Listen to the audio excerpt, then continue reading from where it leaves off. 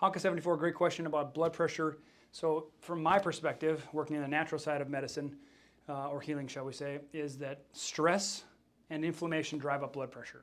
So if you feel like you're in constant fight or flight, constant stress, I gotta go, go, go, do this, attack that, save this, whatever it is, you're constantly gonna be driving up your blood pressure because your blood vessels are muscles, so they constrict. And the tighter they get, because you're in fight or flight, you got to do something, be something, attack something, defend something. That's going to tighten up your blood vessels because your body wants to push the blood around faster.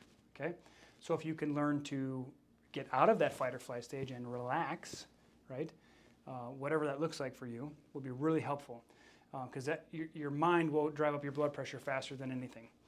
Look at inflammatory foods, look at inflammatory lifestyle conditions like alcohol, refined foods, processed foods, and things like that. Those are all going to inflame your body and drive up your blood pressure because the puffier you get, the more swollen you get, the more pressure is on your vessels, okay?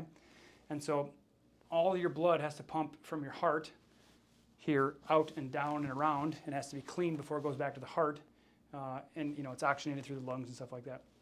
But if your liver is congested and stuck and sludgy, there's going to be, think about, trying to push up against this pressure, right? So as there's restriction or there's congestion in the liver and the blood's trying to flow into it, it's like hitting this wall, like this blockage, and it's putting pressure back into the system. That's going to also elevate your blood pressure, okay? So these are just some perspectives you might not have considered before. So my advice for you to suggest, or my suggestion for you to consider, rather, is to find someone in your area to work with that's qualified to understand blood pressure and natural means of decreasing it. Because I could tell you a bunch of herbs and supplements to take, but if you're not addressing your stress in your life, you're basically trying to, plug one hole in your cup and you got another one spilling out over here. So you want to decrease the stress, decrease the inflammation, and clean out your liver. All these different holes in your cup that you want to fill before you try to put some type of nutrient in there. Okay. So that's some easy things you can take into consideration.